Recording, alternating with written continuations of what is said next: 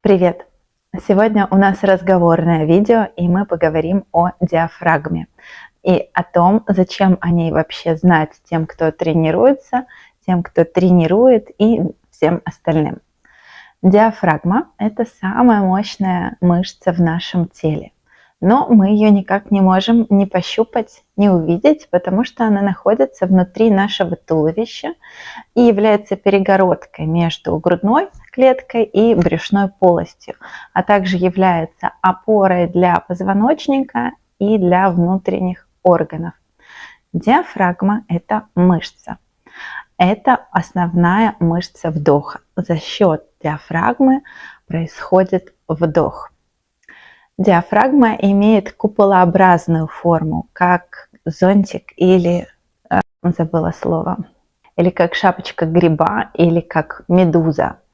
Кроме того, что она имеет куполообразную форму, она еще имеет два купола, правый и левый. И эти купола не одинаковые, они не симметричные. То есть изначально мы уже анатомически несимметричные даже по строению внутренних органов. Диафрагма имеет сухожильный центр и ножку. Ножка диафрагмы крепится к поясничным позвонкам. Сама диафрагма крепится к нижним ребрам. Мы можем пройтись пальчиками по нижним ребрам, по краю ребер, впереди, по бокам и сзади. Сзади тоже есть ребра, и таким образом мы соприкоснемся с этой линией, вдоль которой крепится эта большая мышца, этот купол диафрагмы. Диафрагма – мышца вдоха. На вдохе диафрагма сокращается и двигается вниз, как поршень или как лифт, как поршень шприца. Легкие, мешочки легких крепятся к диафрагме. Когда диафрагма сокращается и двигается вниз, она тянет за собой вниз эти мешочки легких. В легких образуется отрицательное давление, и газ, воздух снаружи устремляется в зону отрицательного давления в легкие и наполняет легкие кислородом. Когда диафрагма сокращается, двигается вниз, кислород попадает в легкие. Кроме того, диафрагма расталкивает ребра наружу на вдохе, а на выдохе диафрагма расслабляется, ребра опадают, и воздух из легких выходит наружу. Диафрагма приподнимается наверх на 2-3 сантиметра. То есть на вдохе, как лифт, диафрагма едет вниз, на выдохе вверх. Таким образом происходит цикл вдох-выдох в нашем теле, и это происходит в нашем теле примерно 20 тысяч раз в сутки. Диафрагма скользит то вниз, то вверх, и, соответственно, все органы брюшной полости, которые крепятся также к диафрагме, она фиксирует все органы брюшной полости на своих местах, не давая им сдвинуться со своих мест. Они также скользят вниз на вдохе, устремляются вниз, создавая давление на мышцы тазового дна, такие популярные сейчас, а на выдохе все эти органы, органокомплекс устремляется наверх. И так 20 тысяч раз в день происходит помпажно-дренажный массаж внутренних органов за счет работы диафрагмы, а также мышцы тазового дна получают адекватную нагрузку. Они на вдохе расширяются, а на выдохе сокращаются, сохраняя при этом свою эластичность и тонус. Дальше. Диафрагма имеет 3 отверстия. Аортальное, через которое проходит аорта. По аорте кровь от сердца устремляется вниз под высоким давлением.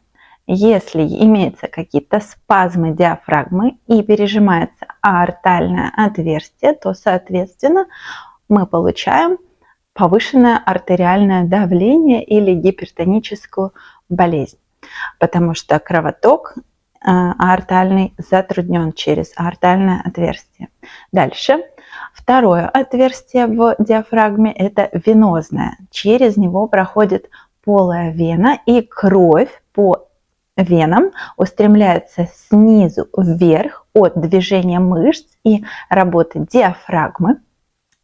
Кровь по венам снизу двигается наверх. Если венозное отверстие пережато, спазмировано, соответственно, венозный отток крови снизу вверх затруднен. К чему это может привести? Это варикозное расширение вен ног, таза, кишечника, простатит, отеки, а также целлюлит. Не знаю, как вас, но меня очень сильно потряс тот факт, что из-за спазма диафрагмы мы можем иметь целлюлит. И третье отверстие в диафрагме – это пищеводное. Так как же должен происходить вдох и выдох? Мнения разделились. Одни говорят, что нужно дышать грудной клеткой, другие говорят, что нужно дышать животом. Как же на самом деле нужно дышать? Правильное дыхание – это диафрагмальное. Что такое диафрагмальное дыхание? Вернемся к самому процессу вдоха.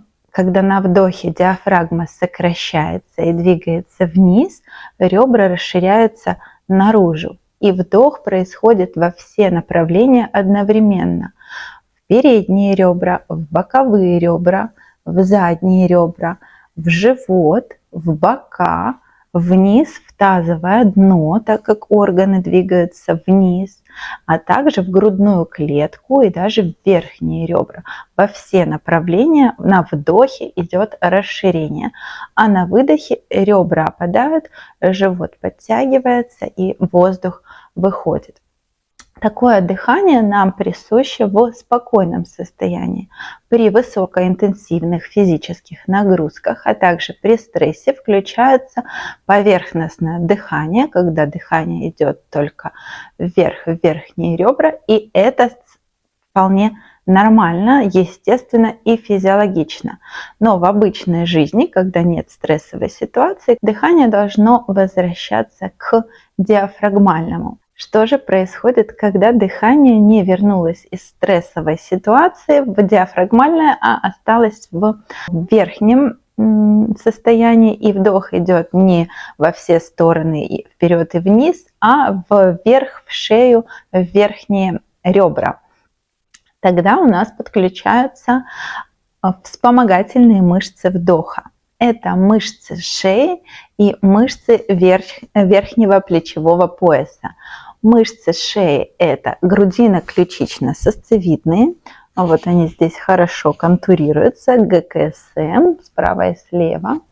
Лестничные мышцы шеи. Вот здесь они по боковым поверхностям шеи. От позвоночника, от шейных позвонков. Лестничные мышцы – это группа мышц, и каждая из них крепится поочередно к каждому шейному позвонку и вплетается в боковую поверхность шеи. Также грудные мышцы и мышцы верхнего плечевого пояса, они начинают дышать и перерабатывать на постоянной основе.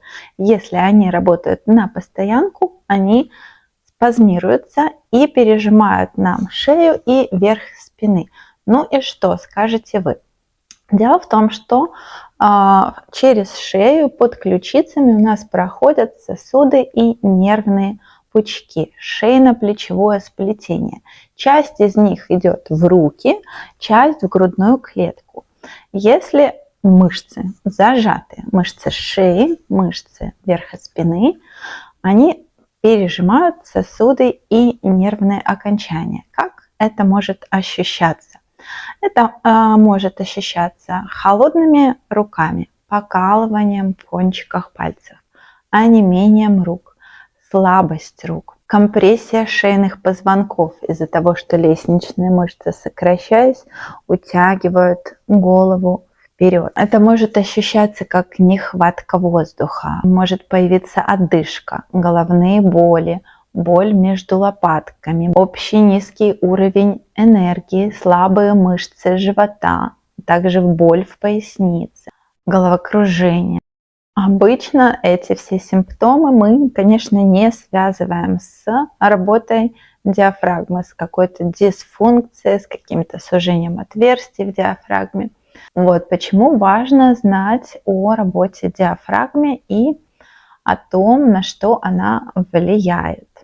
Итак, давайте подытожим. Диафрагма, мощнейшая мышца в нашем теле, отвечает за вдох, а дыхание влияет на движение жидкостей в нашем теле и за движение органов в нашем теле.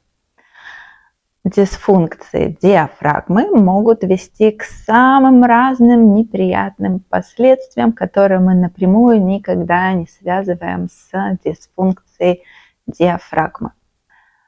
Пишите в комментариях, было ли вам интересно и полезно это видео, узнали ли вы что-то новое для себя, какие эмоции у вас вызвало это видео, может быть, сопротивление, несогласие, согласие, удивление, воодушевление. Ваши комментарии являются для меня опорой для дальнейших видео.